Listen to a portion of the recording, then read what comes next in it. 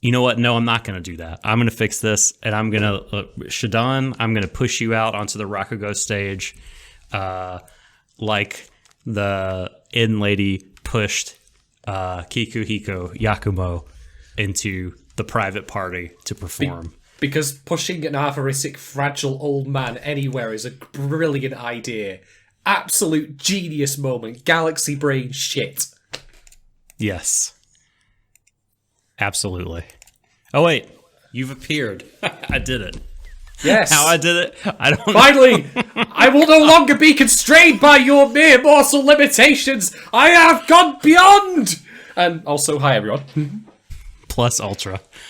Sweet Jesus.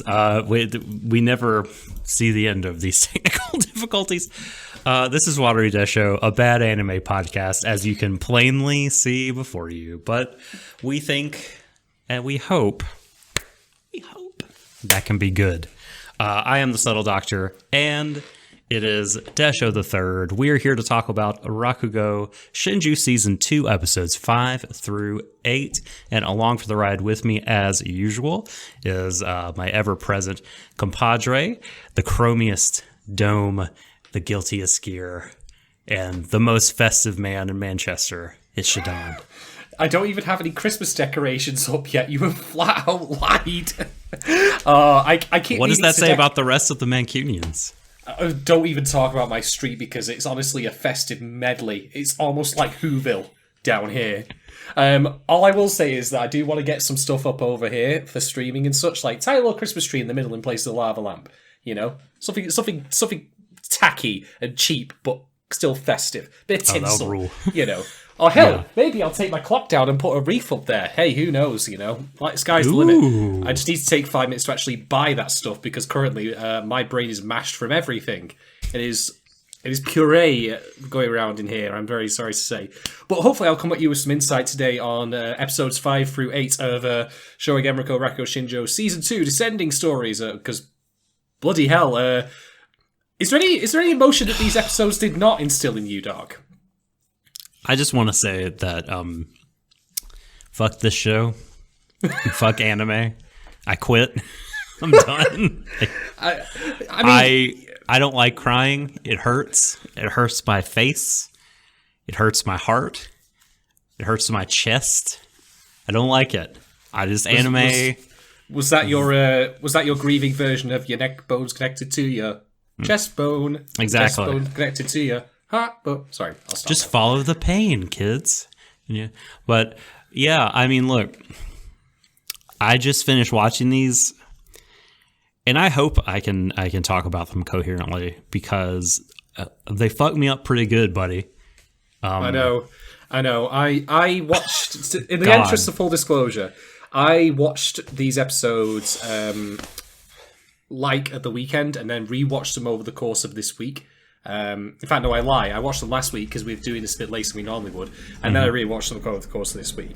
And the first time around watching them, I really, really struggled with them. Not in the sense of I don't get what's going on. If anything, I think the exact opposite problem where I was too acutely aware of what was going on, and it was deeply painful. Welcome to art, I guess. You know, where we can have a good joke every now and again. We can have a good laugh. We can think Kanatsu's like, my son's doing a thing face is cute, and then we could go like a couple of episodes in, and well, there is at least I don't know who got stabbed harder in these episodes, a certain character or the audience. I know that's awful for me to say, but it's true. That's awful. Too soon. Too soon for me. I have to. This is my, I don't know what part of the 5-step grieving process this is, but I'm doing it. I'm shotgunning my way through it. Oh boy, but yeah, there will be a lot to talk. Listen to this show if you haven't seen these episodes. I'm just gonna tell you. Yeah, the spoiler warning is in triple effect today. I could not be more clear. Stop listening to this podcast.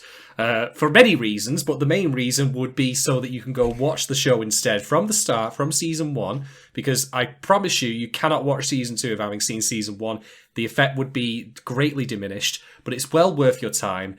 And also, content warning for what's to come, because shit's going to get real.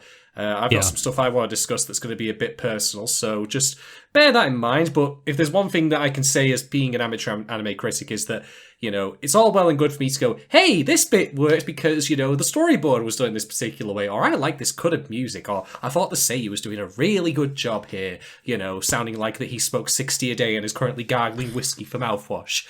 I like doing that. That's the bread and butter, but one person cannot live off bread and butter forever, and sometimes part of being a critic, indeed the most valuable thing a critic can bring, is their own emotional reaction to a work. So expect me to be talking about that as we go on, because holy shit, these episodes, I felt like I was being punched.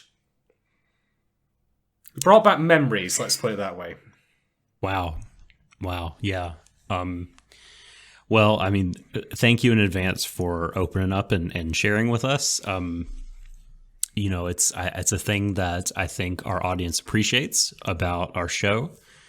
And so definitely strap in, definitely heed these content warnings, spoiler warnings as well. Again, like, I don't know how I avoided spoilers, not having seen this season, but having seen season 1. I don't. People must have just been like, oh my God, how? I want to tell you, because there's just this huge thing that happens that recontextualizes, like, the last couple of episodes of season 1, like, completely turns them on their head. It's a huge, it's a master stroke of storytelling, but it's also a really emotional, like you said, gut punch. And there's a lot of trauma. There's, some suicidal stuff going on, and so definitely it will be a heavier episode, at least in part. We'll try to keep it, we'll try to add some levity, but the subject matter is pretty heavy. So, well, anything else you want to say before we get down to it?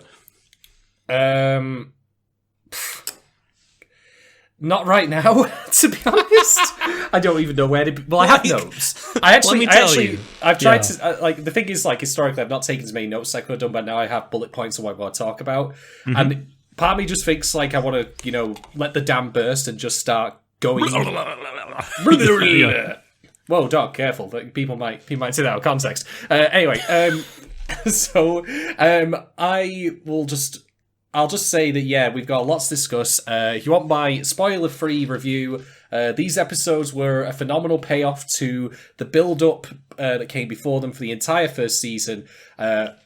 Money well spent, I would call. And when I say money, I mean, how should we say, dramatic capital? Capital, right, yeah. Yeah, dramatic capital, very well spent indeed.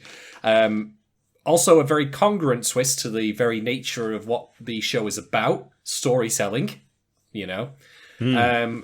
So that works. It does have its moments of levity in it, though. Don't get me wrong. Oh yeah, It's not entirely maudlin death march of a section of this season, even though parts of it very much are. Yeah. And it has this emotional moments that are kind of the opposite end of the spectrum, where you feel like it's heartwarming, and it's like, oh my God, what they've done here with generational storytelling is just amazing.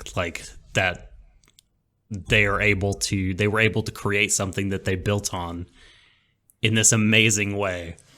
When they're watching the film, it's just like, oh my God, this is so beautiful. But we'll get into all the specifics momentarily.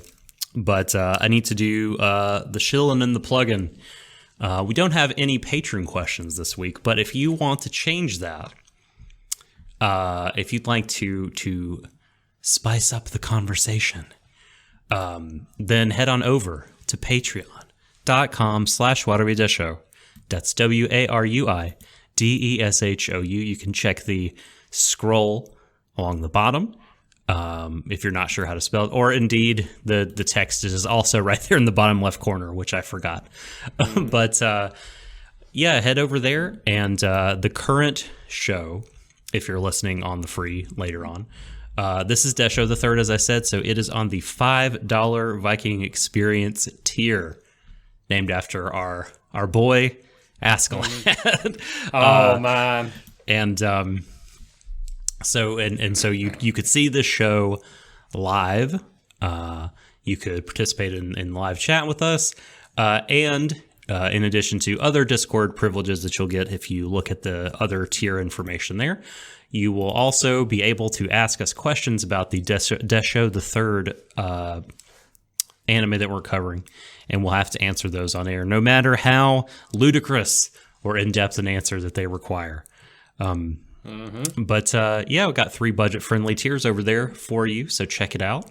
Patreon.com/WateryDesho. So, we've done that, and now we're going to talk about the episode. Shadon, you have a lot to say. It's like I have a lot to say, but I really don't know where to start or how to like put things in order. So I, as I often do, will punt to you and allow you to frame the conversation here in our direction. God. Well, this is the point where I get to either, play a comedy joke I've been thinking of or go straight into the serious stuff. I don't know, this is... God, do you want to talk about Carpe Diem Part 2? Oh, no. That's what I thought of when I was not prepared for the roller coaster. And so as I'm sitting down to watch episode 5, I'm like, oh, it's the carp again. We can do the carp joke. Well, I was going to save this for the Storytama pod next week, but I'll just say that it really is the case that Hikuiso is the sole survivor. Yeah, I had to get that out there. I'm so sorry. Throw it back. Throw it back. Yeah, throw all the jokes back. They're all red herrings, every single one of them. So, okay, I'll save the funny stuff for later, and I'll go straight into the deep stuff here, because then at least I don't end the pod on a entirely depressing note. Because it's worth still talking about this stuff, and this is what I said before about talking about emotional reactions and such. So... all right, this is where your content or trigger warning begins for personal shit of a very personal nature. So, my grandfather passed away last year. And the thing is, right, when I tell you about that, what I should really say is that he was already dead. Now, when I say that, you might think to yourself, what the fuck is he talking about? He actually had, on Christmas Day, as a matter of fact, in 2017, a quite severe... I don't remember the exact medical terminology for it, but suffice to say, he was at death's door. He was in hospital. We were told this could be it. That's the end of it. But he survived, for which I was grateful for. In a sense. Now, that might sound cold, but I will explain. Because as I mentioned, that was Christmas 2017, and then he passed away middle of last year, mid-2019. I was thinking around May time, if I recall correctly. My memory's a bit hazy on it. So that was, what? Year and a half, maybe? A year and a half that he stayed alive for, but he was not himself anymore. He didn't speak as much. He rarely, if ever, moved. He was already frail and struggling prior to the incident in Christmas 2017. But that took basically what was left of his life, so to speak. He was surviving, but to me, my philosophy is that to simply be there and have a beating heart and blood going around your body and, electrical responses in your brain, and maybe even the occasional response to stimuli and such, or even be able to walk a little bit. That's surviving, but that's not living.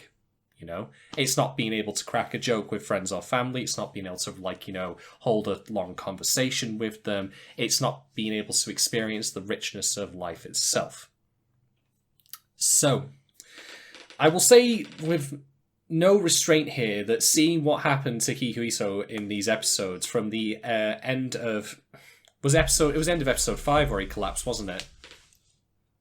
all the way to episode 8, where to be like, I was going to say that that's where he shows that he has suicidal thoughts, but to be frank, that's apparent from the very moment that we open episode 5. Yeah. Because without, and again, to the show's credit, it doesn't it plays this subtly, but it's clear if you pay attention to it. He is given a tray of food, of course, by, I can't remember his name, the driver dude. Matsuda, yeah. Mm-hmm. Matsuda, yeah. Matsuda, or someone, maybe even Kanatsu, brings him a tray of food, and he does not touch it. He does not touch it. Now, you could make the argument that's because he's physically failing because he has no appetite for it. Certainly my grandfather, when he was on his way to the incident in 2017, was eating less and less. He was becoming physically weaker. Or maybe you can also make the argument that he wasn't eating because he didn't want to, because he felt his life was at an end. And my grandfather showed similar on occasion as well. So there's that. And then we get to the end of to get to the point in episode 8 where he wishes to, the scenes give you context, is again, this being Deshou the Third, we don't give full plot recaps. We give contextualization as we go along for our talking points. So to lay it down, Kanatsu and Yotaro are on a bridge and they're having a nice chat. We recite some Rakugo and they find Bon Kikuiso there on the same bridge by coincidence. He's leaning against the bridge. Now, again, this plays similarly to the scene in which he doesn't eat his food. Is he leaning against the bridge because he wanted to get out and walk for a little bit? And he just simply physically was incapable of doing that. He had so little stamina. Or, dare I say, was he trying to climb on said bridge and jump? Show doesn't say that. Show leaves ambiguous, because ambiguity is a key part of the show. Like, it's up to us to interpret his actions.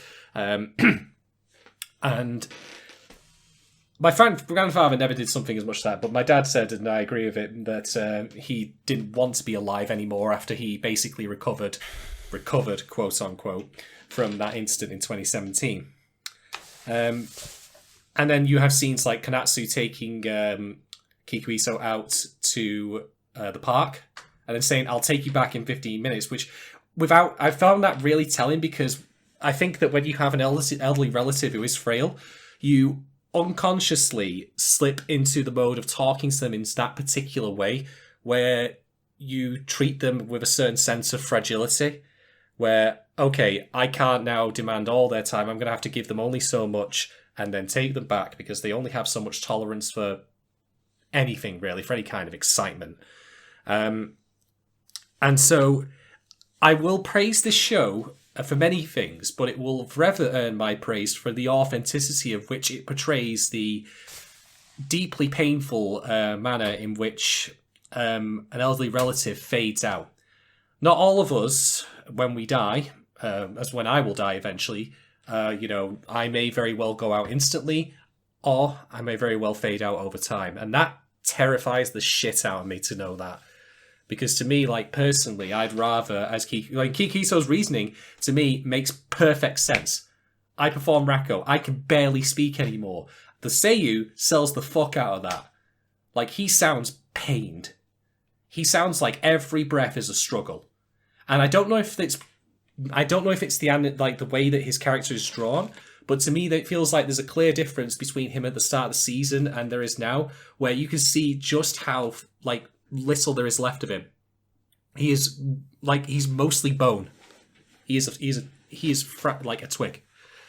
Mm-hmm. So yeah, I will praise this show for many things. I will praise it for how it both argues for and against Rakugo, as basically it is a celebration of everything that Rakugo is, but also fully acknowledges the warts of it, but also is a wider appreciation of how celebrity culture can also divide, treat people as cultural possessions rather than the people they should be. I can also talk about how it gets into classism and social mobility. I could talk about how it wants to preserve the art form as given, but also acknowledges that it needs to evolve in order to survive in a modern world in both small and big ways. And I will be talking about that later. But it will forever hold a personal kind of respect from me for portraying that in an authentic way, a way that I've seen firsthand I have to wonder if the person who originally wrote the manga that this is based on, or indeed maybe the script writers themselves, have been through similar experiences. Because it seems very well informed. And all I'll say, though, is that if you've had any like such similar experience with an elderly relative, this show will be difficult to watch. As a result, these particular episodes will be difficult to watch. And I have no doubt that 9 through 12 are going to be similarly... well, I'm wondering... Basically, it's not going to be a question of if it will end, so to speak, but how it will end. I'm most curious about now. While I say it's difficult, though, I think that it is a subject that needs to be treated the way it is, because to do so would otherwise be a disservice to people like myself, and no doubt many others who've similarly seen that happen to an elderly relative in such a way. So, for that, whatever I ultimately end up thinking about the show once we get to the end of episode 12 and we have our final podcast on it, it will always have that accolade for me, always that sense of personal respect that it was willing not to treat the subject matter of anything but sobriety and also just matter of factness, that it is willing to accept that, you know, person like Hikito, even if he wasn't necessarily a Rakugo master, still deserves the dignity of being able to live a full life, and maybe that there's not necessarily, you know, a good thing that he's simply just alive for his own sake, shall we say, for its own sake, you know. That's a matter of personal opinion, by the way, how you feel about that. You may very well feel that as long as he's alive, that's what's important. Be it, you know, because he's still a valued family member, of course, even if he isn't necessarily performing. And that's not an invalid way of thinking, in my opinion. But make no mistake, the show is absolutely 100% on the level with you about it. It doesn't pull any punches with it in how it's portrayed, how he speaks, how he feels. And for that, it will always hold that kind of respect for me that it wasn't willing to sugarcoat any of this. And finally, just as a small note to go alongside, so I've obviously spoken very much about how I felt personally about this because of my own lived experience with my grandfather fading away over time. But even if you haven't gone through that, just know we've been with this character in real terms for a whole full season of his adolescent to like early old age life, whatever you want to call that, middle age life. And then, of course, we cut to the modern day, and as portrayed in the show's timeline, and see him, you know, in his twilight years. But even then, we've still been with him for a very, very long time, both in terms of number of episodes and in terms of the time span that is covered portraying him. So that brings its own kind of pain, separate from a personal one, that you still feel a connection with this character. Right. And you certainly do feel more of one as well when you realise just what he's done, what sacrifice he has made for the sake of someone else, which we'll get to soon enough. But yeah, it does, even beyond the personal level, I think that you would still find it tough to watch, to see this man fade away to the dying embers of a brightly burning candle, I suppose, of which the show is very clear about using as an image, by the way. So, yeah. But yeah, kudos to the show for all of that. Well, yeah, thank you for sharing again. That's all very, very heartfelt, and I appreciate it. I know the audience appreciates that. You know, for my part, you know, I have also had a relative who I was very close to and loved very dearly. The later years of my maternal grandmother's life, she had dementia, and there wasn't like, it wasn't like in your grandfather's case where there was a particular moment where it set in, at least not that I can recall. Yeah. But it just kind of gradually crept in and then took over. And, you know, she was like, just like a different person. She wasn't like non-responsive, but the personality, the person that I had gotten to know and love over many years was gone and replaced by a largely cantankerous woman who would have like flashes of memory from time to time and awareness, but like, I mean, and it was very sad, you know, but like I had many years to kind of process that Nana was gone, right? And that, so when she finally did pass, like, I mean, it's tough, but like you've been emotionally letting go for a while. And so I mean, so I've had a little bit of experience with that too. And it's tough, right? I mean, like thinking about, you know, Kiku on the bridge, and the way I read that scene was totally that he did intend to take his own life. And when he starts talking about like the terror that like growing old has instilled in him. May I just mention something that's just popped into my head? I'm sorry to interrupt that, but no, go ahead. It's kind of a really, really horrific paradox when you think about it, that he's so close to the end of his life naturally, that he's so weak he can't physically bring it about any quicker. Right.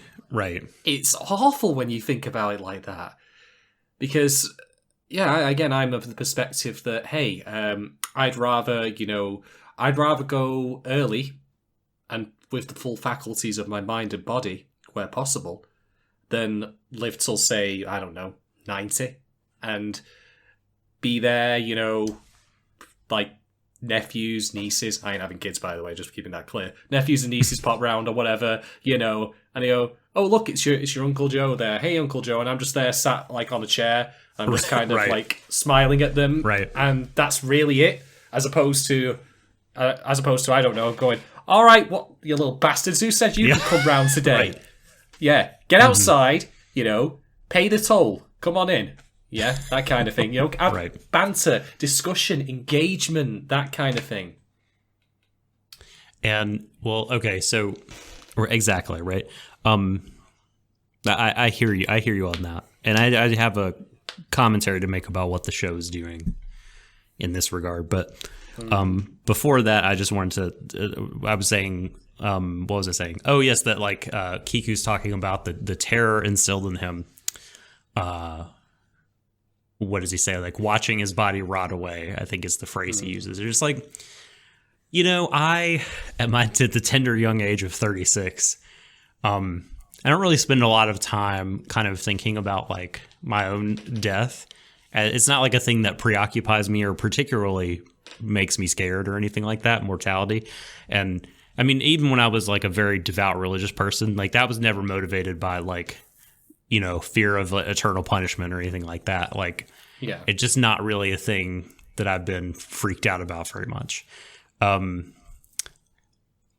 like, definitely hearing him talk about it in this way, and just was pretty chilling, you know. And it just made me go like, well, I wonder if this is only because I'm a young person, right? And that and when I do kind of feel it creeping closer, like what instill in me a little bit of that dread like that, and his, you know, it's kind of compounded for him, because it's not just that, you know, he's losing like his kind of physical mobility or whatever, but he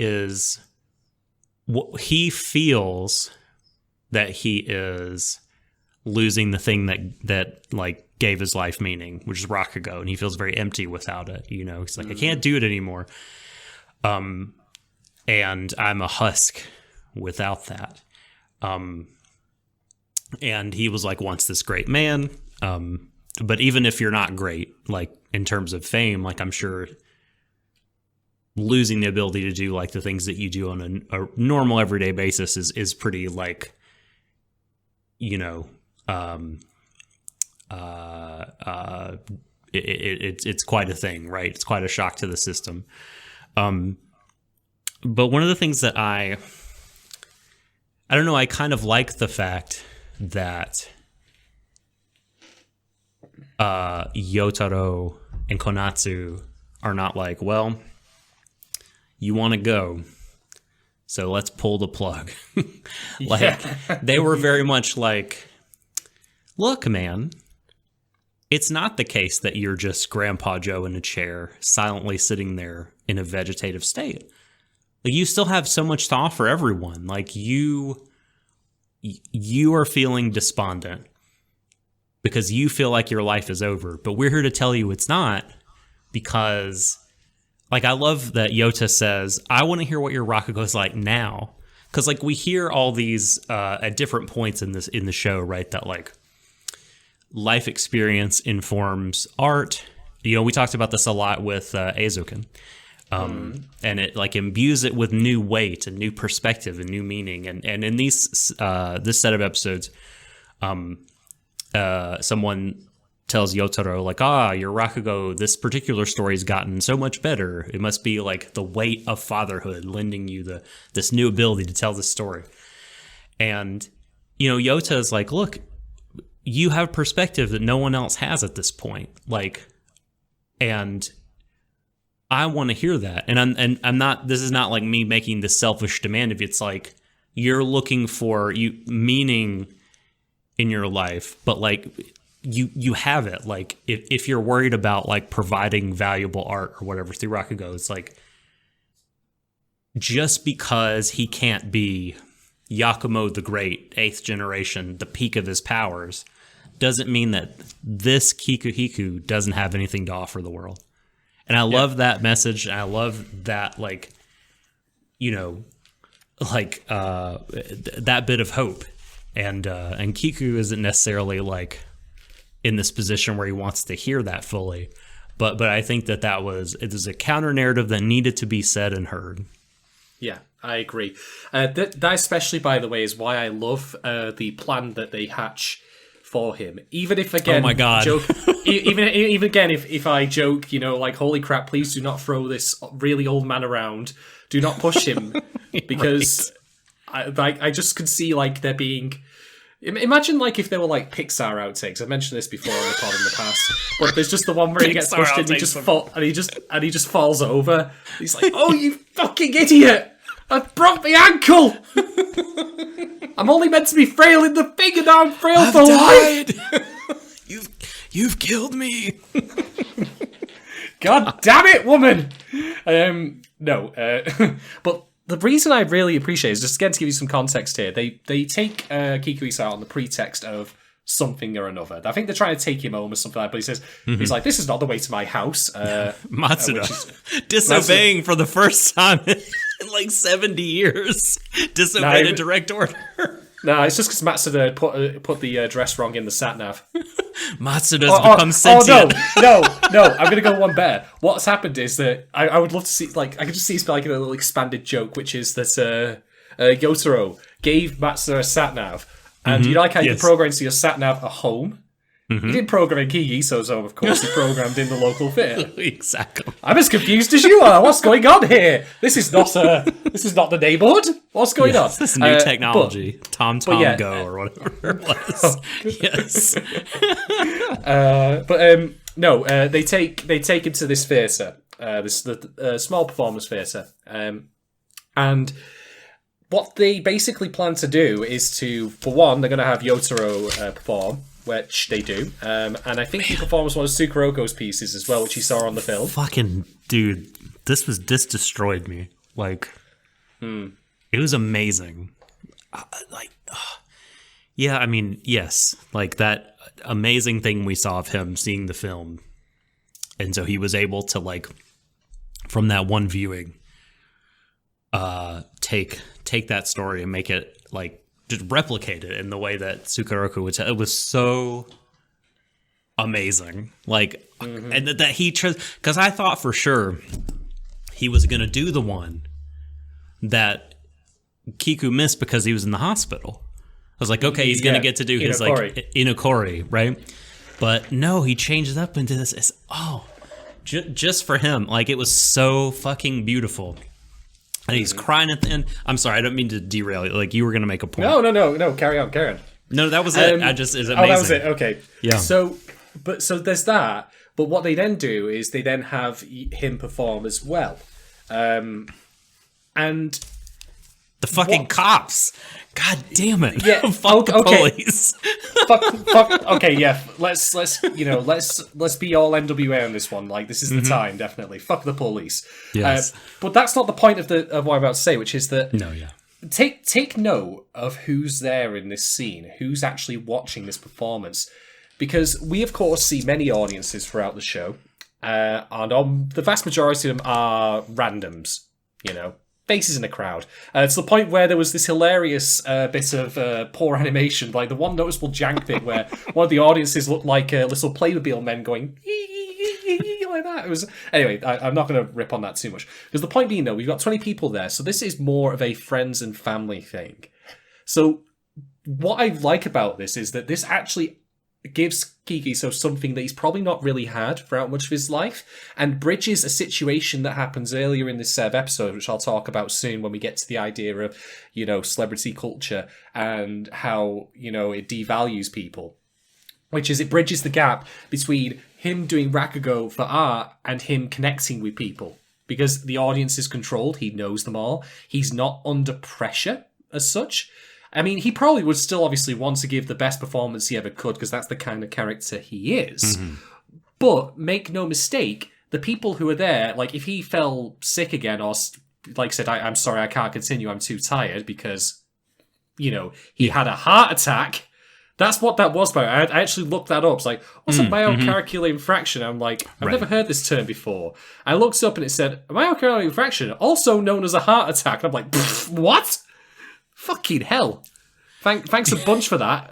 Do you think they had Google that search, guy... breaking that gently to me? I thanks, Google. Subtle Google, the worst bedside manner. Do you think they had that guy... Mangetsu become a doctor just for this scene? Because it's like he's a doctor, but then he leaves the medical profession and become a Rakugo performer, which is like not probably a thing that happens a lot. No, it would have made more sense for him to be written as a trained first aider, actually. But anyway.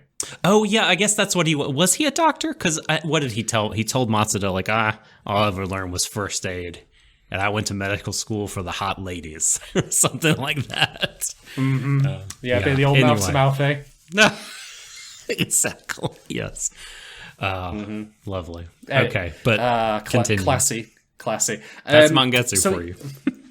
So yeah, it's the perfect bridge between doing it for the sake of the art, for him to be able to perform, which is something he still wants to do, but also in an audience that still, for one, they'll appreciate him doing it, and two, puts him under less pressure and allows him to connect with them as well, Like, it's a very intimate performance. It's not for, Joe Public or anything like that.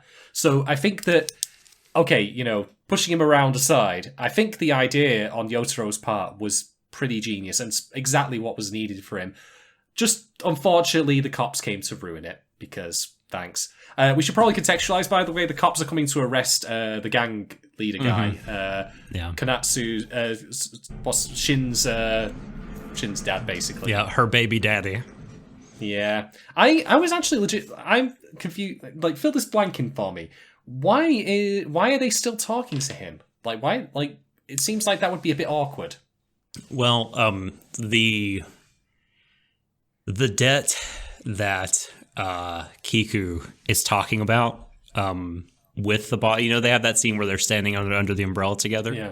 Mm-hmm. What I inferred because of what we had been shown in the prior episode, which is what really happened that night in the inn. And the boss says something like, I've only been able to Kiku says you've done so much for me or whatever. And the boss says, it's not a thing. I've only been able to get so far because I've kept my mouth shut. And it sounds like he was able to use his connections to make what actually happened that night in the end go away and make no one hear of what really happened and make sure there was no legal trouble. I feel that that's a bit sketchy because bear in mind that he ends up having a kid with Kanatsu. That's weird. I don't know. But anyway, it's a minor point. Well, I mean, Also, I guess he can't help how old he is, right? I mean, it's not like he like picked her out and groomed her or anything. He just was like happened to be there when she was young, and then when she was older. Mm-hmm. Fair enough. But yeah, great little scene. That curious to see what happens next, because the funny thing is, like, the cops appearing, right? Okay, yes, the gang boss was there and all that, blah blah blah blah blah. But the reason narratively that they're appearing is because even in this incredibly controlled environment in which he is allowed to perform with all the safety nets in place and to truly connect with people, fate is still intervening. Like, oh, okay, you know, you don't get to do Rakugo anymore, and he tries to do it, and he's like, and the cops are like, ha, nope, man. They're just coming there playing bad boys. What you gonna do? Sorry. Do you want me to finish that? Nope. No, I don't. I thought. No, I don't. Okay. What you gonna do when they come for you? Bad boys. Sorry. Oh, boy. I think they started making new episodes of that show. Oh, no. Lovely.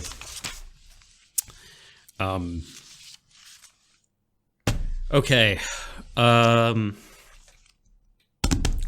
Well, you started off with, you know, bringing out the big guns. So, I guess I will too. And we should talk about that scene in episode 7 when, after they seen the film, which is, there's so episode 7. Holy fucking shit, dude. Oh, like, man. So they being Yotaro, Masta, and Sensei, what's his name, who had a crush on Miyokichi from back in the day. He likes MILFs. What are you going to do? Kanatsu's mom has got it going on. Exactly, right? So, like, they go to watch Rakugo on film. And, you know, like we said, it's an amazing scene where they see young Bon Kiku, and then they see Sukeroku, which is super valuable because he's not alive to teach anyone, and his art has been preserved in this way. I was so worried, by the way, that the film machine was going to eat it. Like, oh my god! I was there like, don't you fucking dare start like have. You're gonna have the film played, and you'll just have the burnout effects, and then it's just gonna suddenly set on fire. It's just backwards. Yeah. They have my thing flipped, but I have don't eat the film. Oh my god! I just really saw that coming. I thought, no, they're gonna have like that's it. Just burns up, and I'm like, no. But thankfully, that's not the case. Exactly. I was like, either they're gonna take away this and not let him see Sukeroku perform, or it's gonna be like, this is like real Rakugo. You see the performance and then it's gone, you know. But thankfully, they didn't have him lose the film. But then they go to visit the grave of Miyokichi and Sukeroku, and then we hear about it, man. We hear about the truth that happened that night in the inn at the penultimate episode, I think it was, of season 1. And my notes read, God damn it, fuck, oh my god. Yeah. And then crying. Like, oh god. Okay. I'll explain. I'll bite the bullet of explaining what happens. So to recap, what we thought happened originally, as the story was retold to Kanatsu and to Yotaro, yeah, is that it was all a tragic accident. You know? Yep. It just goddamn railing. Right. Yeah. They don't make them like they used to. OSHA violation, the usual stuff, you know.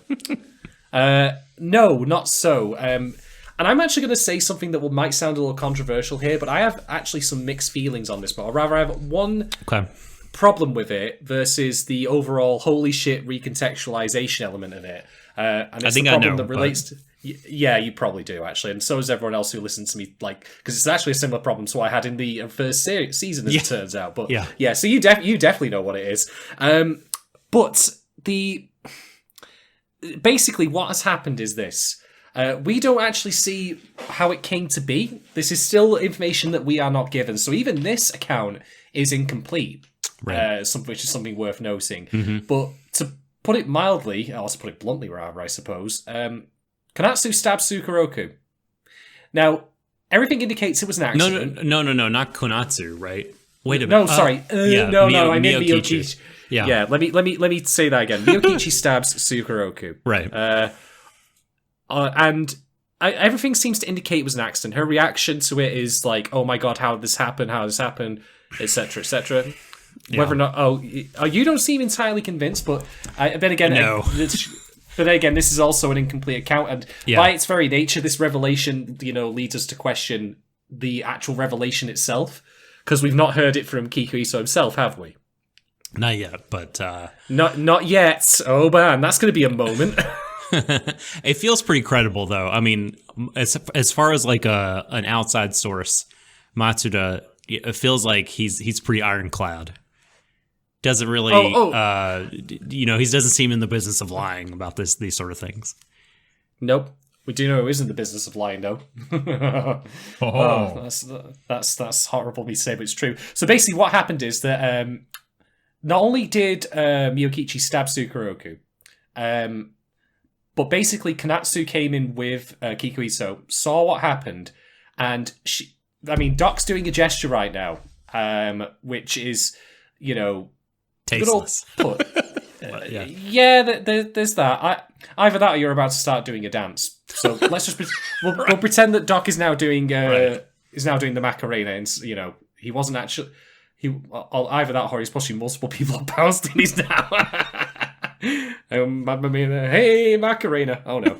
But anyway, no. Point being, Konatsu actually starts hitting Miyokichi, and I think she catches her off balance and she falls towards the balcony, but Sukeroku manages to get his second wind and tries to save her, but ultimately falls with her, being dragged down by her, because he's been grievously injured, by the way. So to make it clear, whether or not Sukeroku could have lived is entirely up for debate. We don't have anywhere enough info for that. It's not really something that's worth discussing, in my opinion, because it's just a moot point. But make no mistake, Miyokichi's death is definitely on Konatsu's hands.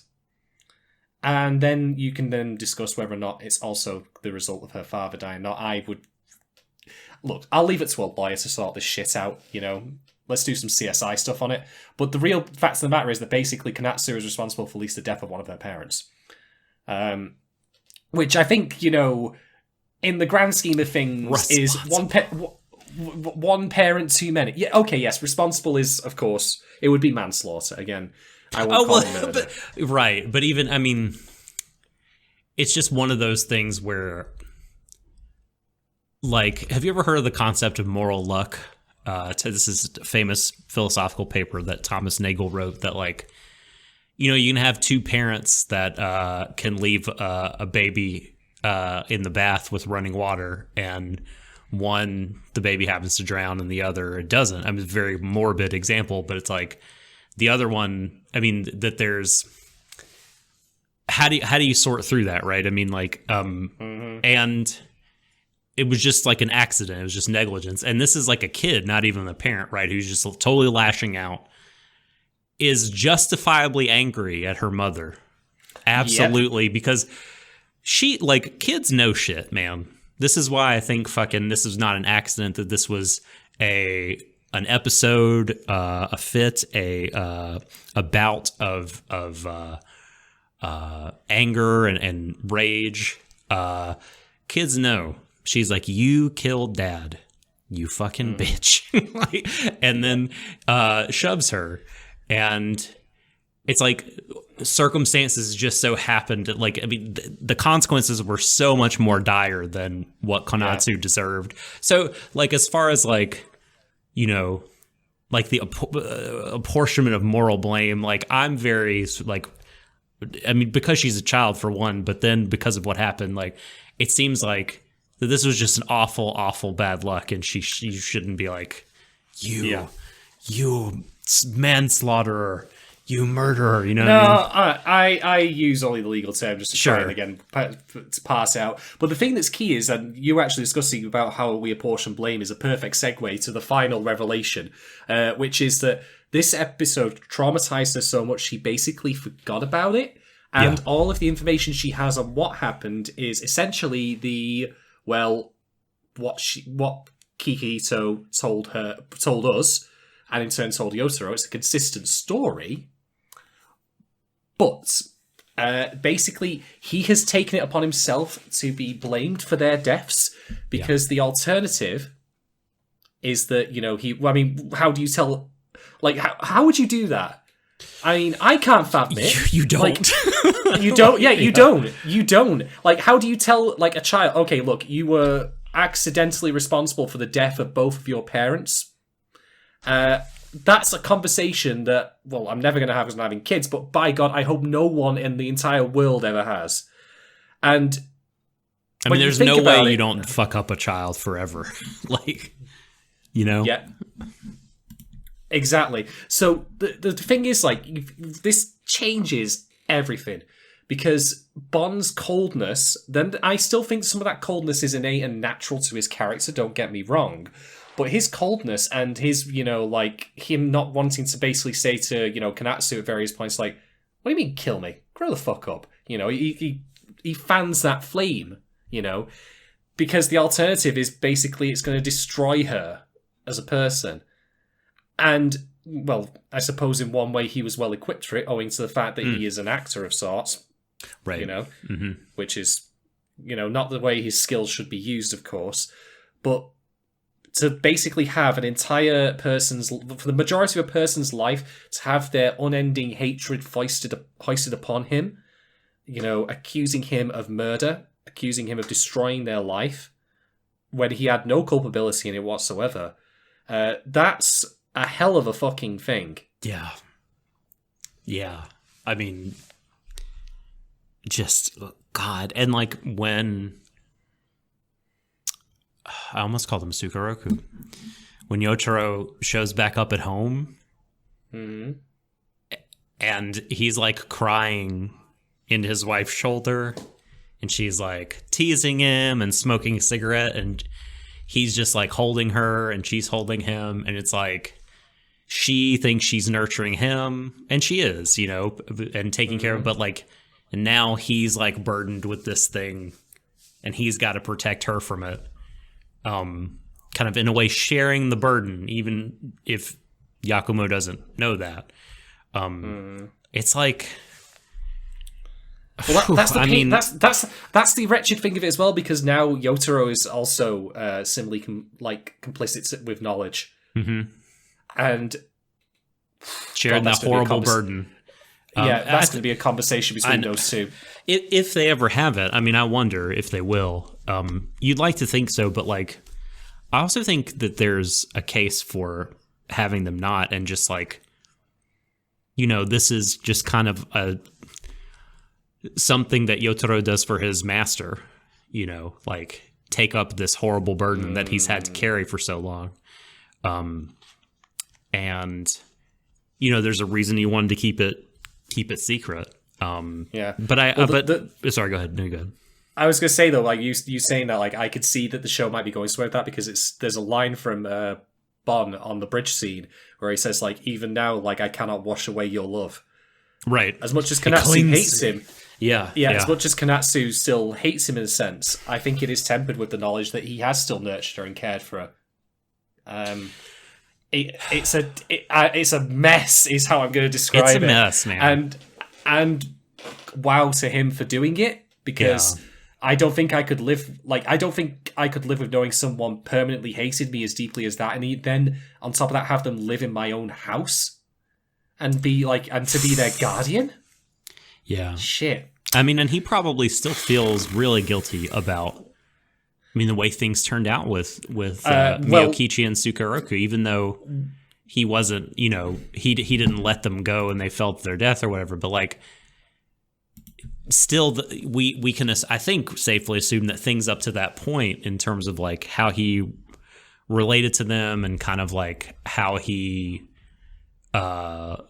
played a part in how their lives turned out. Like, all that's true. And so he probably feels a lot of regret about kind of what he didn't do to help them and what he feels like he should have done or whatever.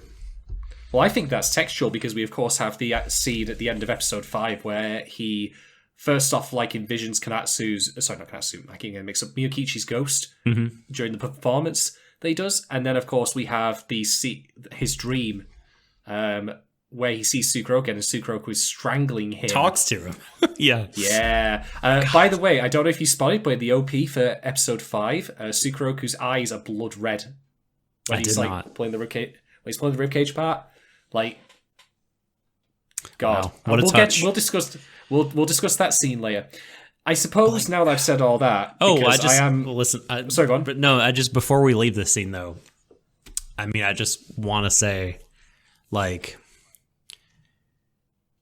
so when you talked about your kind of personal experience with loss and thinking about Kiku's character, it's funny because like I said, like, my grandmother went through her own kind of slowly kind of fading away, but that that's not where, like, I felt the most, like, kind of personally tied to something. Like, it's seeing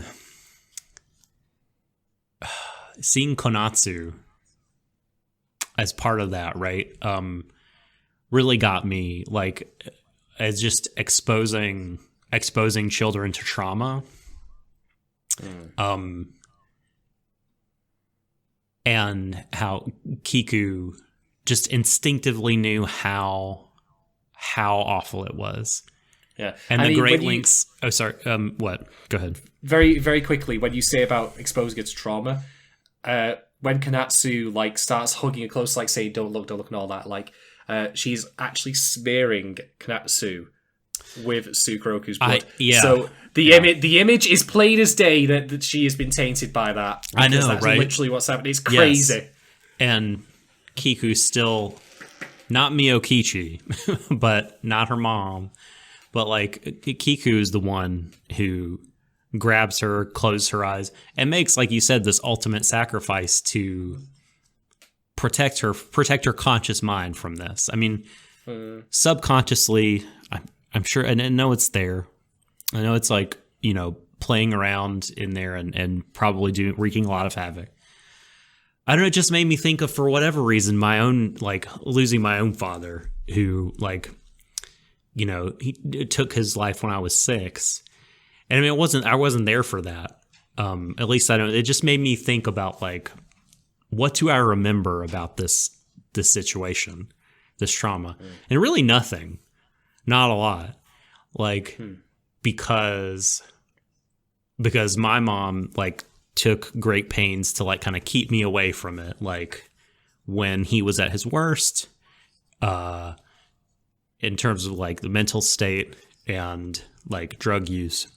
And then when he, I to the best of my memory, I happened to be away, staying in a different place when it happened, or at least when I was told it had happened. And so, like, it's like, a sort of abstractedly similar experience to someone being there, covering your eyes. I mean, I had no part in it, but just, like, my exposure to that trauma was so limited because of, and I don't have a great relationship with my mom. I don't have any relationship with her these days, honestly, for a number of years. But, like, in that kind of, in that move on her part of keeping me from that, I mean, I have nothing but, like, good things to say about that, like I said, because these things are so the impact that it could have and these things do have on kids is, like, immeasurable. I mean, I can't even, absolutely. And so I have no imagery, I have no imagery of my dead father. I have no imagery of, like, the scene, how things looked. or anything like that. And so, I've had that, like I said, the hand put over my eyes in a way of speaking. And so and that's what that scene, that was a kind of a connection that I had with it. And, on top of it being like the whole narrative twist and kind of shedding all this new light on Kiku's character, like it was just this powerful moment that, like, I think, and you're just so not ready for it. I think the show does this incredible job of getting, like, you're kind of emotionally vulnerable because of everything, the joy you've experienced before, right? Of seeing Sukeroku again, even if it's in black and white. But then, like, it does that cool thing where it's like, it switches to color and the sound goes to stereo and everything because it's like you're there, right? It's like he's there, so you experience it that way. So you're so vulnerable to, like, that, like, total force of that recontextualized trauma, or like punches you in the gut. And it's a lot, man. Like it's gonna hurt a lot of people. It hurt me, but like the craft of it was and the craft of it in context of the story is pretty outstanding. I would agree, but I suppose I should offload my problem here, and this is the thing that you predicted you already knew. So right. And if anything, I feel like I should let you say it just because you. Okay, but no. So no, go on. My prediction of it is that you think that it makes Miyokichi look even worse, and that there is a bad message sent by that. Not a bad message as such, but you are otherwise on point. Here's the thing, right? That I have to revisit my previous points that I had in season 1, which was, I felt that the material went into enough depth with her own parallel problems in her profession related to Sukeroku's, how they both had their lapses of fortune, that part of me thought, well, okay, why is her profession not being given as much treatment as that of Rako? Now, the answer to that is, we can't do that in the allotted time we had because it's too much to ask. Right. That's fair. I get that. But I can't help but think like that it feels like this show has done her a little dirty at this point by doing that. Now, make no mistake, I don't think that necessarily devalues the twist here, or what happened, or Bond's sacrifice. But I can't help but feel a nagging sense of, I don't know, like, it's one thing where you have to push. It's pushing her as a character down to give more to someone else. And I wouldn't mind that if she hadn't actually been developed as much as she was with the parallel profession thing. Like, ironically, if there was less spent about her, I wouldn't mind so much. But she engendered some sympathy from me in the same way that Sukeroku did, because of her own issues with her own, what's happened in her life and her loss of direction. But then now we have the fact that she stabbed him. And again, we also, I should say, have an incomplete account here. Why did that happen? Don't get me wrong, I'm not saying there's anything that justifies that. Right. I don't think so. But what I think would be, I mean, again, we have that thing of, I don't agree with this event happening, but I can understand how these events played out in such a way that it came to be. And we are still absent from that from her perspective, which I think, again, does her a little dirty. I'm not going to hold it massively against the show, though, to be quite honest. I'm going to let this one go, because I think, to be honest, for one, maybe we'll get more of a perspective from Bon on this. For two, I think that there is enough positive portrayal of her elsewhere also that's worth noting. Like, it doesn't suddenly wipe all that away. And certainly we still get some of that as well. Like how she was a positive influence on Mr. Writer person, dude. Whatever the hell his name is. Yes, Sensei. Yeah, right. Even if he was, like Stacey's mom has got it going on all about her, that right. kind of thing. Yeah. He was all fountains away and shit. Even if he was that's still positive. And clearly, Kikuiso himself, the man, who would arguably have the most personal reason to think, God, hope she burns. Like, he still clearly has, like, when he had that vision of her, It wasn't, it wasn't, like, oh God, it's you again. Come to kill me too. I wouldn't necessarily think that he's like the most kind of reliable radar and moral compass about her because of all the guilt he's carrying around and the hots he had for her and all that stuff. I think that if you go back and listen to the full podcast with Mark, I think he makes a really compelling case that Deshou did not do her dirty, that she, in fact, was just a vile person or had become one. Right. So it's more the case that her fall, like, it's intentional that she fell that way. Okay. That I think is a reasonable line to view it as, if we just simply take it as that. I mean, she... In a way, she's sort of representative of, like, kind of the culmination of how the misogynistic culture of Japan, like, can choose up and spits out women, or did during that time. Like, because, I mean, she never... the difference between her and her daughter, Konatsu had people in her life to take care of her and people to look out for her and people to give her nourishment and shelter, and Miyokichi did not, and like was forced to do some pretty heinous shit just to live. And not that again excuses her behavior, but it's like, well, it's like I said, though, I can see the through line that leads to it ending that way, I suppose. She just become like it is, and so in a way it's sort of karmic that like the man's only art of Rakugo is so deeply wounded by this sort of national trauma that is all these women suffering in the way that they do, totally abused and neglected, and trodden on by the men of that country. Again, it's a little bit of not dramatic irony, but I guess just like karmic, right? In some ways. And I mean, that's, she just, I don't know. I really do think she's symbolic of that, and then represents this, kind of major cyclic trauma that, like, thank God did not get totally passed on to her daughter, because her daughter was just more fortunate than her. Yeah. No, I could totally see where you're coming from there. And I will say this just as an aside, like, I would still love for there, if it maybe even exists, and if it does, tell me. I wonder if the manga, right? Well, the manga could very well go into it, but I mean, I would love to see if there was a show that gave the same kind of treatment to Rakugo that we see here to Geisha. Oh, right. Yeah.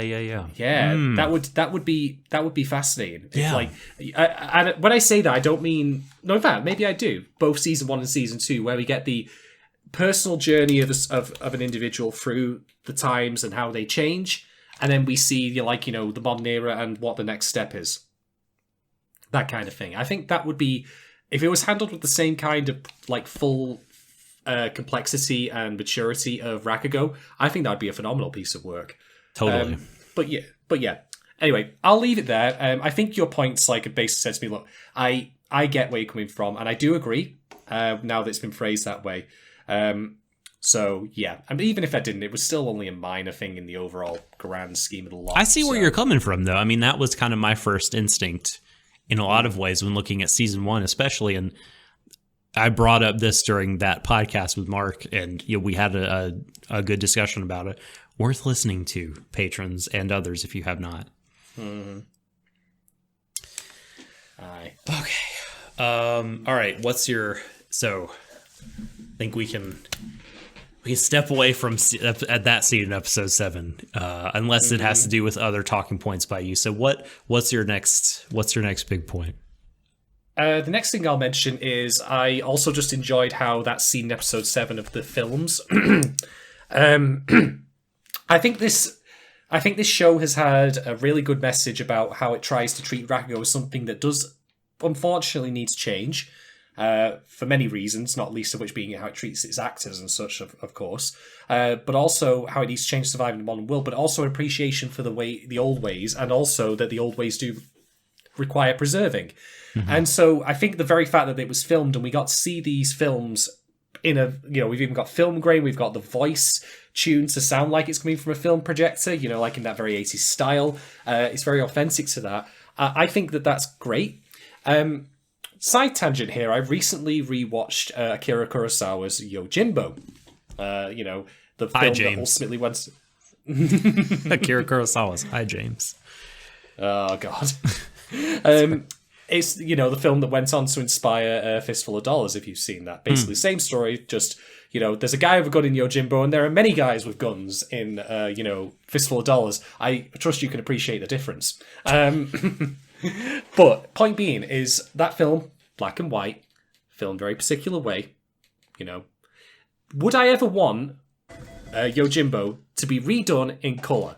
No! Absolutely not. Not while I have a bone in, not while I have breath in my body. Are we closed now? Oh my gosh, I didn't realize. The point I'm making here is that the show is arguing for the preservation of film, of material like Rakugo, not just in terms of its traditions, but also how it's presented at the time.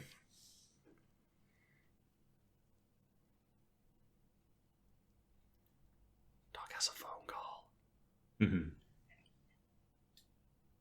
Dog has a phone call. All right, thanks. Bye-bye.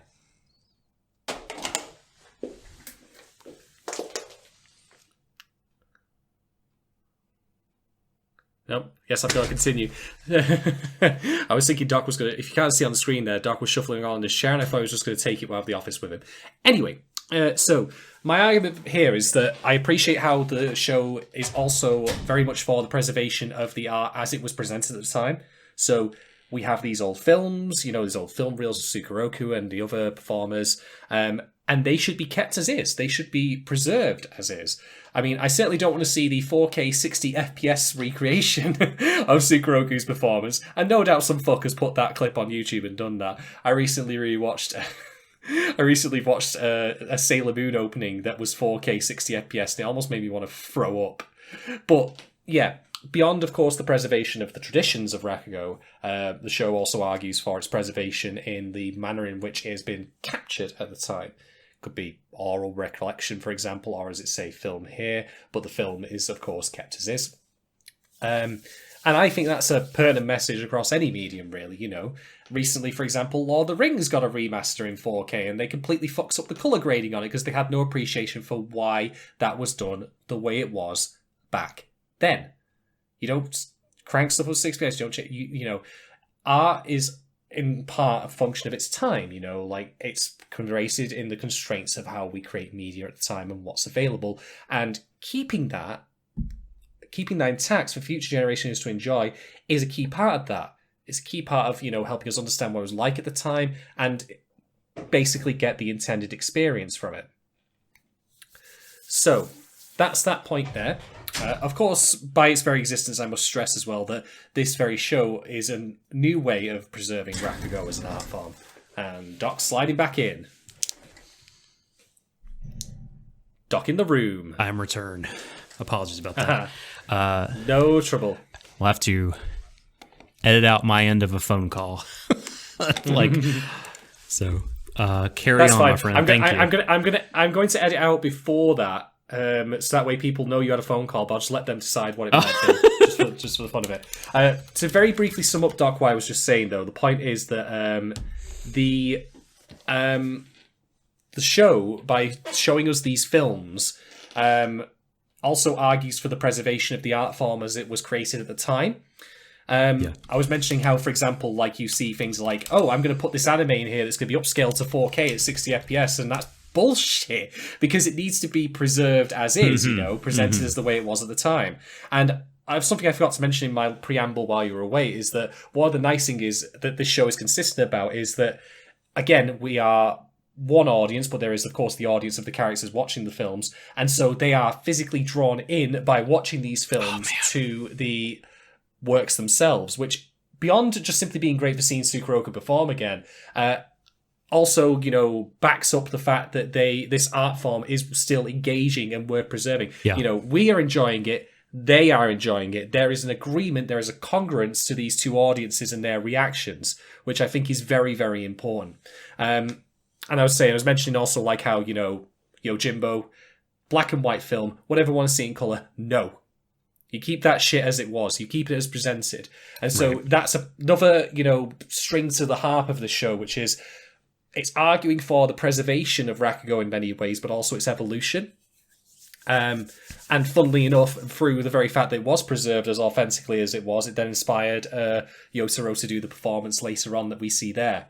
So yeah, I like that beyond, of course, how emotionally impacting that scene was, it continues to also have a real message about the preservation of old art, even as in turn, you know, like Rakugo wasn't always on film. Now it is, and now film has, of course, gone better, but that means we still have to preserve them as put out at the time. Yeah, I mean, so I like am fine with putting out like new versions, you know, like upscaled, high res, 4K, 60 FPS, all the bells and whistles, HDR, blah blah blah. I saw a Sailor Moon 60 FPS clip, and it's shockingly bad. Like I'm sorry, but that's just video game jargon, right? You don't want to speed up the frames per second of animation or film. That would just be all right. That would look shocking. Would be YouTuber upscalers and other people who are basically animation criminals because you have no idea what the fuck you're doing. I will give you some harsh truth here, right? Are you playing something that you have direct interaction over? When you're watching an anime, are you able to use your DualShock 4 controller to control it? And no, for the smart asses in the back, putting it on 1.5 speed because it's a Blu-ray does not fucking count. No. Okay? If your answer to that is no, you leave it at 24 FPS or whatever frames per second it came out at. You don't put it to 60 because you're not actively responding to it. You need to have high FPS when you're actively interacting with something. If you're watching it, leave it the fuck alone. Yeah. Jesus Christ. Yeah. I see so much. Like, I think I was also recently trying to find the Kaguya-sama Love is War OP, which is an absolute banger, by the way. And I found one that was at 60 FPS, and like there is a very deliberate pacing to the animation in that OP because it's styled after a James Bond, you know, intro. And you put it at 60 FPS, and it's gone. And I'm like, you have no fucking clue about the thing you like. You have no appreciation for it. Fuck off. Quit with that shit. It's like people that have motion smoothing on their television. It's like, what are you doing? Like, it's like, why do you want everything to look like Young and the Restless? Turn that shit off. I know. Like, I bet go ahead. You first. I bet these people buy Amazon rings. Right. Douchebags. Okay. But so actually, apart from like the speeding up of the frames of animation in an animated work is a different thing, I think, than saying, we're going to put out this new edition that like, you know, upscales or restores quality or adds more color or whatever. Like I'm actually good with those existing for the people that want them, provided, as you point out, that the originals are somehow preserved. And, you know, sometimes like with film, like, you know, I think like Lucas said this about making the new editions of the old Star Wars movies is that like making those kind of helped preserve the old ones because the old film was kind of falling apart and was in some shitty condition. So like, I think there are going to be some people that will never watch a movie like Yojimbo because it's in black and white. But if like, and those people are wrong, they're criminals. We know this. They're thought criminals. But we can reform them by perhaps you do a color version and you get them to see it, and then like they become like a fan of the works and they start taking it more seriously, and then they are like, like I need to, you know, watch this. And it's just sort of like with anime. It's why anime dubs exist, so you can eventually get people to become true fans that watch subtitled anime. I'm kidding. Oh my god! You know what's funny though? When you were talking about the special editions of Star Wars, like my opinion on, because I know they're incredibly divisive, is thus. Right. Because I remember actually watching, I think it was an advertisement at the time they came out on VHS, where they showed some of the stuff they did, and they showed things like, okay, this special effects, the cockpit in this spacecraft, this like I think it was one of the snow speeders, is transparent, which is really weird. Why is it transparent? Right. And so they fixed that. That kind of change I'm actually perfectly okay with, because that's fixing a technical issue with the presentation.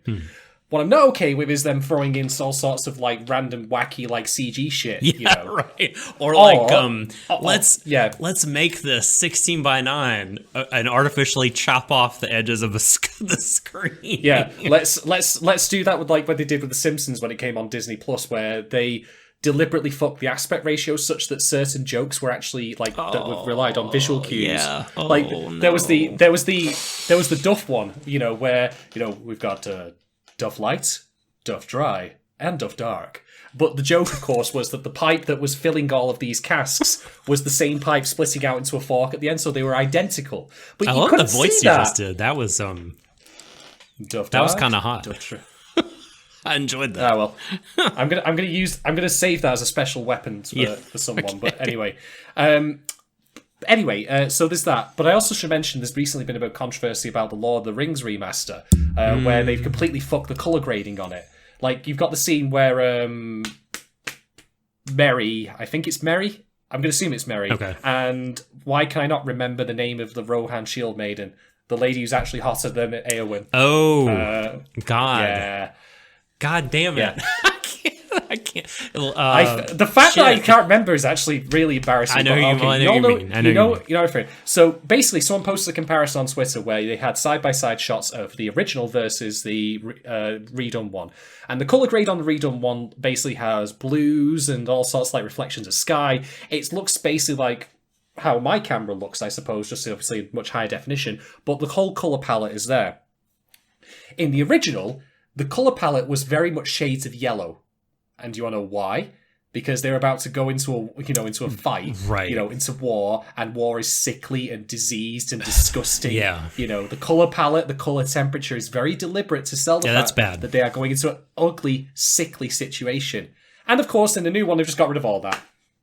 Yeah, that does seem counterintuitive, right?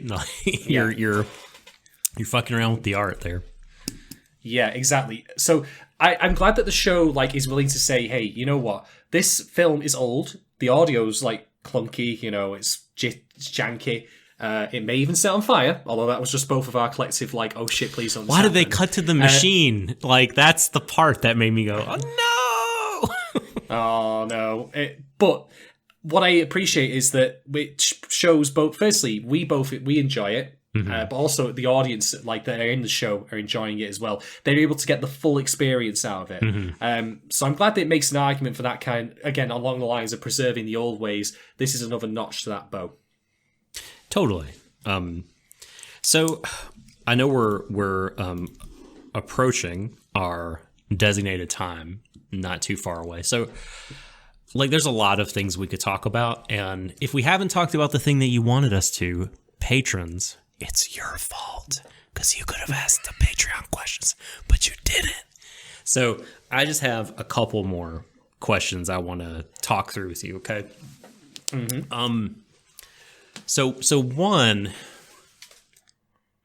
is, and these are both questions I think the show asks, so I think it behooves us to talk through them. One has to do with what the nature of performance art really is. There is, when does this first get brought up? I want to say it's the first episode we watched. Yeah, when Yotaro is talking to Yakumo, Kiku, and saying that he wants to do is it Inokori? Is that the name of the story?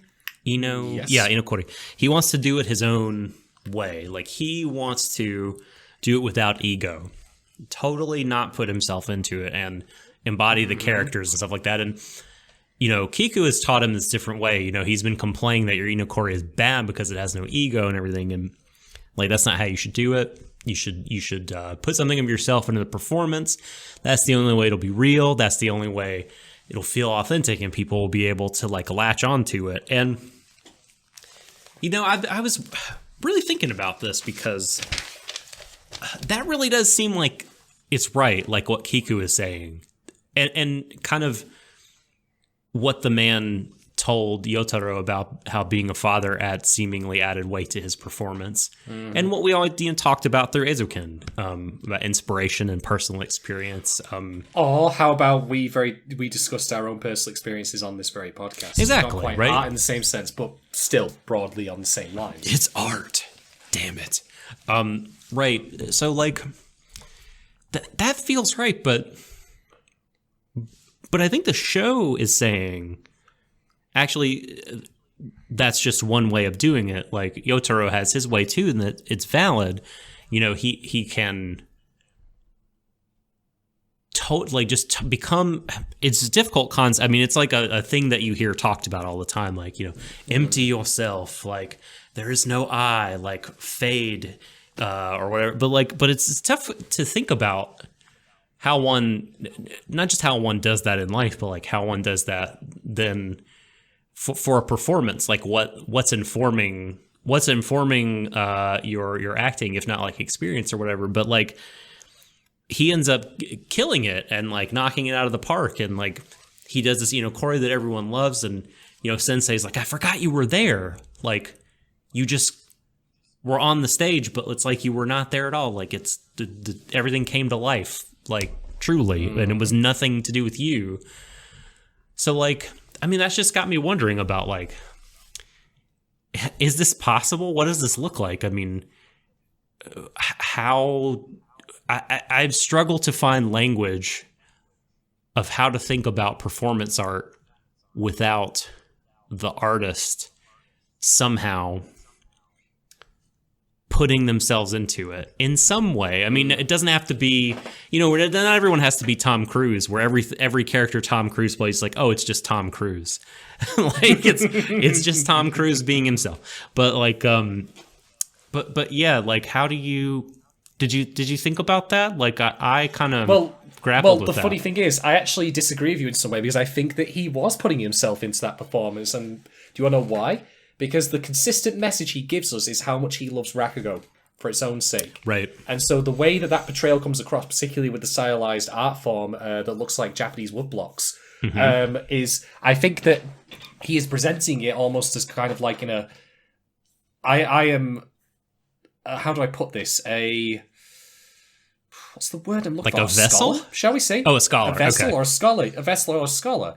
Where his intent is not to, you know, put his own ego on it or his own imprint necessarily, but to present it in a pure format because of his love for it, which in of itself can be a valid way of doing it, I would argue. I mean, if you perform, let's say, Macbeth, like, you can certainly bring your own, like, slant to it, but I would also argue that the odds are very likely you've not killed a king in your time either, so you can't truly... So there will always be a balance, I think, between the love of the craft itself and what you personally bring to the table.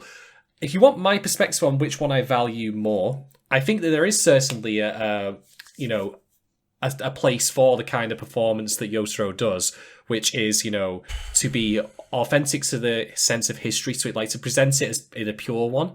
But I would also say that I think it's fair that the most memorable performances we will know from actors that we're fond of are the ones which they put most of themselves into, that they really put their energy into. I mean, I haven't seen the film myself. It's on my to watch list. But Adam Sandler in Uncut Gems, you know, which of his films will you remember? Do you remember Uncut Gems, or do you remember any of the stuff that he made under the Happy Gilmore Productions logo? Well, I mean, you probably won't forget the Happy Gilmore stuff, but that's mostly because it's a war crime. You know, that's mostly because it's just pure trauma. But you get my point, though, which is that I think that he is putting himself out there, but he's putting himself there because his love of Rakugo is so pure. It hasn't come from the places where, say, Kikiso or Sukeroku have, which is, I'm doing this basically because I was forced into it at the start, and then now I've kind of grown to love it as a performance art, but it's also informed by my experiences. And Sukeroku's, of course, being because he was very much a people person, so inevitably he would be able to give, like, you know, that very, like, relatable element to all of his performances, rather than just being, like, you know, distaff people, shall we say. So, yeah. I don't know if that makes any sense at all, but I think that's well, one way I mean, I think you've helped me, like, kind of figure out the difference between, or at least the a kind of analog for what he's doing. Which I do think the show says he's done something different than, because like, you know how Sensei is like, oh, on the one hand you have Yakumo who expresses himself on the stage, like it's Rakugo is like a outlet for his personality in a way, and Sukaroku, every character is just Sukaroku, and he couldn't do some stories, but then he could, and then there's you're doing something different, this an egoless thing. But actually, I mean, I think what you helped kind of illuminate for me is like, rather than being like Tom Cruise or even like I don't know, a respectable actor like Patrick Stewart, like Patrick Stewart's not respectable. He was in the Emoji Movie. Well, you got to make the money movie so you can make the art movie. He's fucking wealthy. He's making Star Trek Next Generation money every single year in royalties. He's done all the X-Men films. He didn't need to make that film. He had like a grandkid he wanted to put through college or something. He didn't need to literally shit all over the cinema. Okay, well, that example's it. Maybe it's I get what you mean. It's less of like someone who is seeing the material and wanting to like command it. Mm-hmm. And it's more of like maybe like a Daniel Day-Lewis type performance where it's like they absorb the material to such a degree that it's like they're just like a mouthpiece for the material to speak through them. Like if Center is fully like character actor type deal. Maybe it's sort of like that. But I mean, I don't know. I just was going to complete my sentence, Rogan, just say like that I think that it is cool that the show has these like poses these philosophical questions about like art and acting and performance. But go ahead. Well, I was going to say though, the one thing to note is that just people putting too much, actors putting too much of themselves in their projects can be a bad thing. Do you want me to, of course, bring up people like Tommy Wiseau? Oh, no doubt. I mean, that's like he's just a bad actor, or even directors getting too involved in their own material. Do you also bring up Mel Gibson and Passion of the Christ? I did not want you to bring that up. In fact, it's been a number of years since I thought about that. So thank you very much. Don't worry, it's my cross to bear. We'll be fine. Sorry, I can't resist. God. The other question was, do you think that maybe we've even asked? No, I do. You don't think, I right? do not. I do not think. Close the podcast. I don't think maybe we've asked this before in a different context, but it's relevant here. So the author sensei is recording Kiku. He doesn't know that he's being recorded, and he says he's doing it for posterity, right? That he's doing this because Yakumo is so great as an artist that the art he makes, according to Sensei, does not belong to him alone. What say you about this, right? Like, as an artist, do you think, like, how much, I guess, control do you think an artist ought to have over their art? Do you think that it does, like, belong to the world in some sense? Like, it's as far as, like, true ownership? Or, like, I mean, do you think that artists have some kind of obligation, too? Because, like, wrapped up in that as well is, like, their desire to see him continue to perform, so they can keep preserving his works, because there's this sense that's like, you know, you're so great and the world needs this greatness. This is where it does seem a little selfish, right? Like the way Yotaro put it was very much not, but like the way that the archivists seem to be like kind of pushing on him is like, give us more because it's so good. We need it. We need that sweet premium content. latte sip. Like, so like, yeah, what do you think about all this? Well, this ties into something that I was going to say as a wider point, which is also how Rakugo is now examining the distinction between how we treat celebrities on a personal level versus how they are otherwise viewed. I mean, there's no clear distinction to me than the fact that once, like, Yakumo collapses, that's when the curtain goes down. And the thing is, we, of course, as a privileged audience of our own, we feel bad for him. But as soon as he's off stage, as soon as that curtain's down, no one gives a fuck. Now, you might say, I don't think they knew. They didn't know about. No, well, yes, but I still think that seems clear to me, like, that he was, he's old, like, maybe he shouldn't be doing this at all just for his own health, like, you can make that argument. But then also note all the language, which is, like, the country's in an uproar about you being unwell, like, he's treated more as a national treasure rather than a person. And that's on key display throughout much of the show's run, which is true, like, but it's also one of those unavoidable realities, which is kind of depressing when you think, like, I don't think it's unreasonable to think of celebrities, like, with some humanity, like, that these are... they're not people. Well, most of them. They're not people, no, fuck them. But you know what I mean? Like, it's not unreasonable to think them as human beings, but it's very difficult to care personally about someone in such a way without them going too far, or also just... because you don't know them personally. It's a paradox. But I think the show is clear, like, how with everything that happens around him, like, he's been denied a personal life, basically, from doing Rakugo. And the public seems to deny him even the, personal nature. Like, we don't see, like, the show never shows us, like, any people, like, interviewed, like, for their own personal opinions on his failing health. They are just the masses, We don't know any of the people in this audience. They're just an amorphous group of people.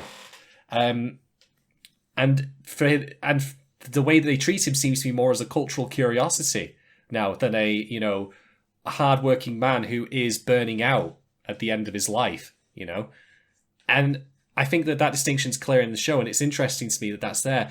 And that's why the archivist fills that role as well, because Yotaro has a deep emotional connection with Yakumo. He uplifted him. He gave him his rebirth of sorts, which is also completed when the carp tattoo is redone. Carp DM. That's the point in which, carp DM, because that's when his criminal past is now not only, I wouldn't even, it's been reconstituted, it's been remade into something that symbolizes his rebirth. Like, it's no longer a burden on him. It was a problem for a time, but no more.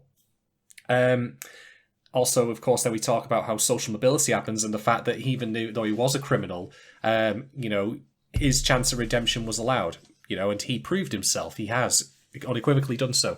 But yeah, he has that emotional connection. The archivist, on the other hand, this chap, like, he wants to document everything, he has no emotional connection with Yakumo. He is just as much of a curiosity to him as he is to the rest of the public at this point. And so I think the preservation of the work that he's trying to do here, indeed, don't forget, like, there are times when Yakumo actually has active hostility towards him. Yeah. But I think the preservation of his work here is not entirely meant as a, how shall we say, because I feel it was the right thing for you personally, but the right thing for the world of Rakugo and the world of Japanese culture at large. And the thing is, these two things might not be in alignment, So, if you want my perspective, I am of the opinion that if an author says, don't do shit with my work, then I'd say that's fair. They never, for example, made a new Thunderbird series until Jerry Anderson died. Bring that Thunderbird, so good. It's true. Oh. Yeah, no, I can do it when I can pull that stuff in when I want to. But how often does that happen? Like, creator dies, IP passes on and all that, and they may not want any more made of it, but then fuck it, we're going to make it anyway. Screw you.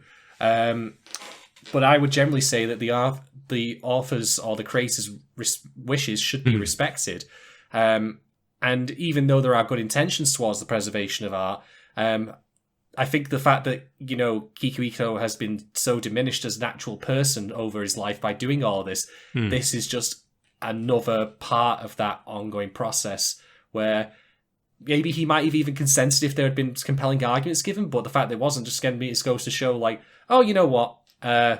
he's just his work's something to be admired, and that's, his work's good, and don't get me wrong, but we're not factoring in the human element of this, which is, again, part of the dichotomy of how Rakugo, it might have uplifted some people. It's certainly uplifted Sukeroku, it's uplifted Yotaro, and Kikuiko as well to some extent, but also how being an artist and a performer in this way can cause you to lose a bit of your own humanity, either through how you act or how people act towards you instead, where they feel that distinction between you as a performer and you as a person. I mean, yeah, it's definitely going to take something from you. That life of public performance art, and I think largely I agree with you that, like, during an artist's life, they should be able to have some say about their art, kind of, and what happens to it, and because it's him, it's his body, that's making the art, and it's his ultimately art and expression, as a holistic thing, as a performance. And so, yeah, I think Sensei does have a point that he makes great art, and it would be like the public good would be enhanced for all these things to come out. But as you rightly point out, Kiku's humanity should come before the public good. Like, I'm all about that. And so after death, I think, is a different kind of argument you can have and kind of figure out. But I think, if I may say, if I were him, I would probably leave, because, well, it's part of, like, I don't know if it's part of the nature arc, I don't know the rules arc, he's taking on the Sukeroku name rather than the Yakumo one. But I think that would ultimately be a decision to be made by Yotaro, I would say. That to me, or Kanatsu, in fact, both of them. Chiso I thought of first.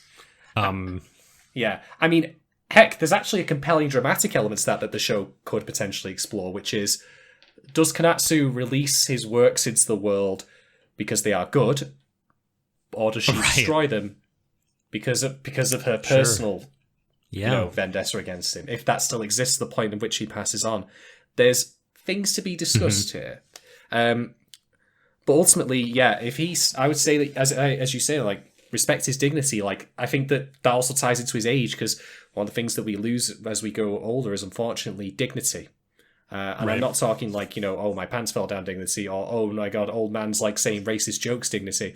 I'm just talking again about what I said at the very beginning, which is the sense of, sense of capacity, the ability to, connect with, like, not connect people, but more like experience life. Yeah, right. The richness therein, I think you said, like, be part of community, like, exist actively and not just passively, right?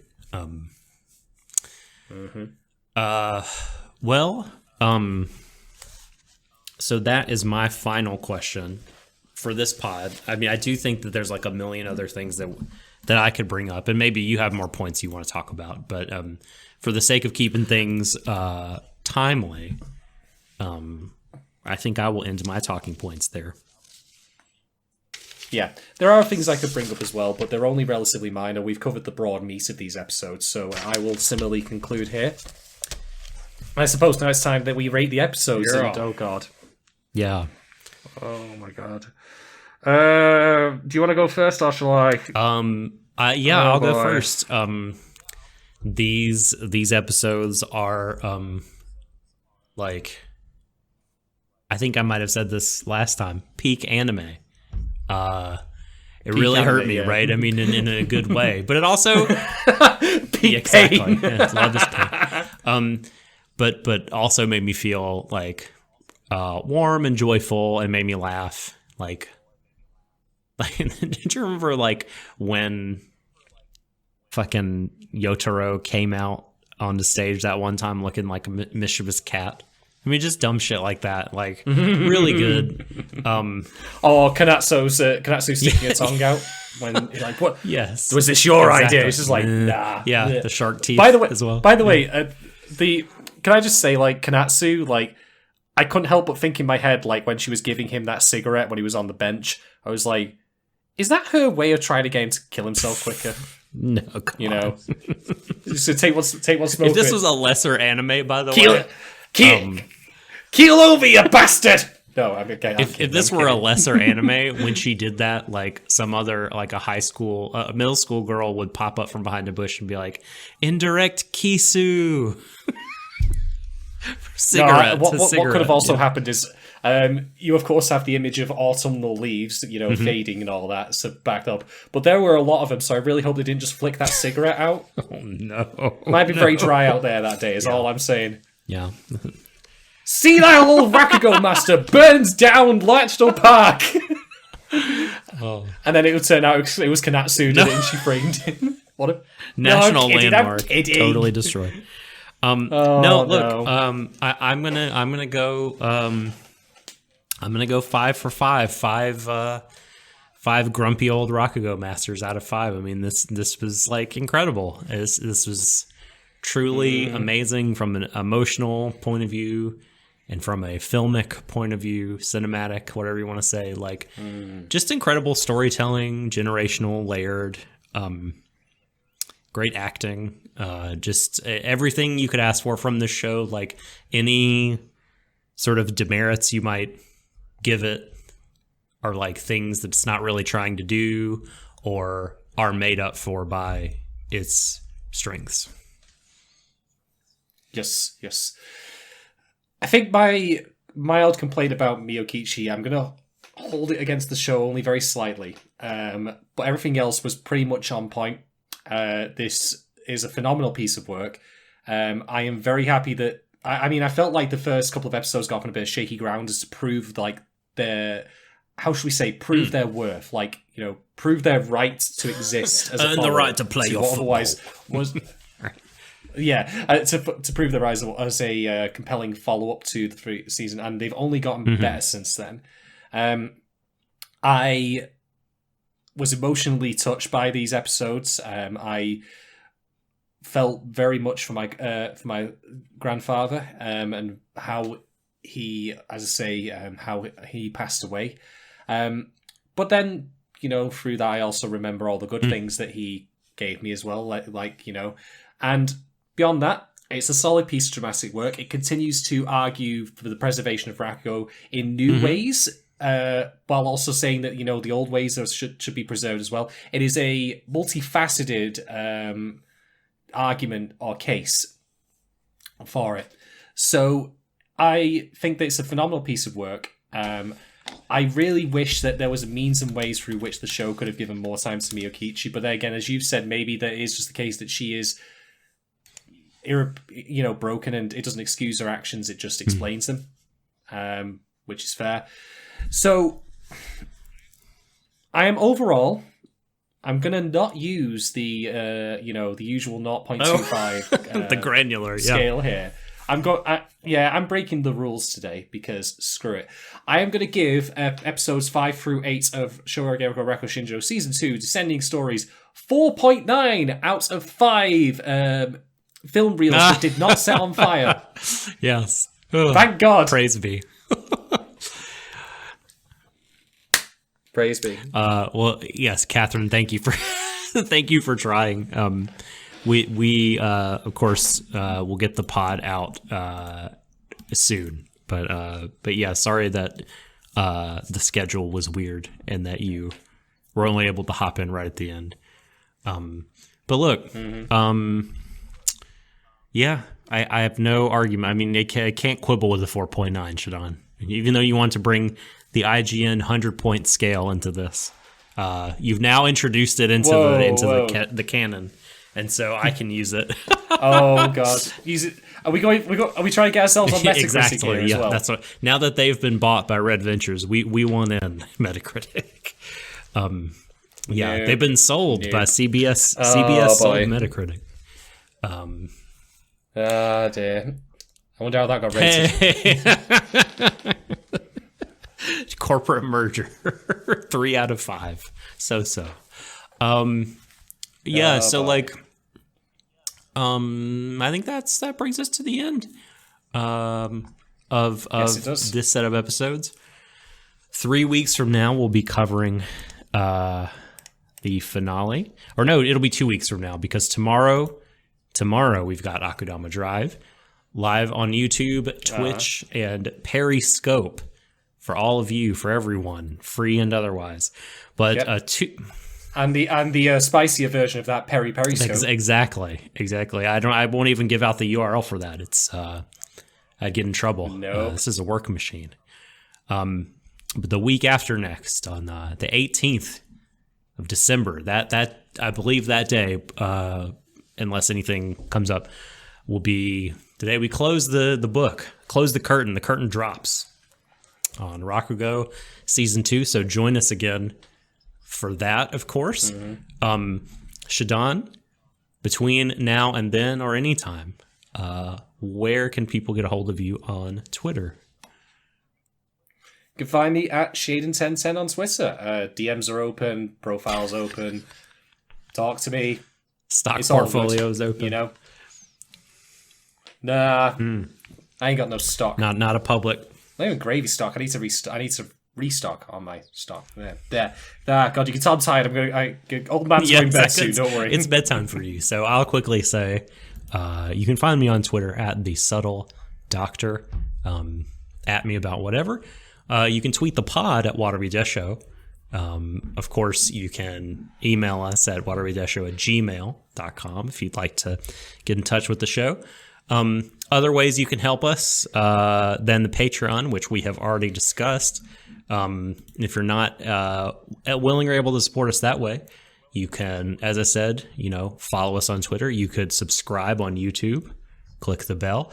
You could follow us over on Twitch, where we do our Stream of Thought series, as well as Shadon playing various Finals Fantasy and other games. Oh God, Final Fantasy X Part 3 coming this weekend, where I am going to have to somehow not screw up the inaugural Blitzball game. That's also really random. hard, because I want to be a pro gamer. Yeah, I want to be a pro gamer. Oh, that's going to be fun. First time. But good luck with that, and I also get to do football jokes and all that. So do come join for that. Final Fantasy tends to be a lot of fun. I'm really looking forward to playing that through and yelling at various things, and also telling why it's good. So yes. And of course, Spotify or other podcatchers, our stuff is there, especially on Apple. If you leave us a review on the Apple Podcast app, it would greatly help our discoverability, because even though a lot of people don't use it, a hell of a lot of people do. And it is the best way that I know of for other podcasts to get discovered. So if you give us the old 5-star review and rating, and a review of the written sort, that will be most appreciated. Tomorrow, we'll be seeing you folks again for Akudama Drive. What episodes is it? Is it 7 through 9? I think. Yeah, 7 through 9, and I do have some things to discuss about that one, although not what you might expect. Yeah, excited for that. At some point soon, Shadon has recently released an After Hours pod for all patrons. I've got to do another one of those. I've got a video game solo pod. I'm going to share some thoughts about E's Memories of Celceta, which I've recently beaten. Nice. So it was really good, but other than that, I'll save my specific thoughts for the patrons. And thanks everybody for hanging out and joining us. And until next time, he's Shadon. I'm the Subtle Doctor. This has been Warui Deshou saying, embrace each other, everyone, to the ends of the universe. Good night. Take care, everyone. Bring back the brothers.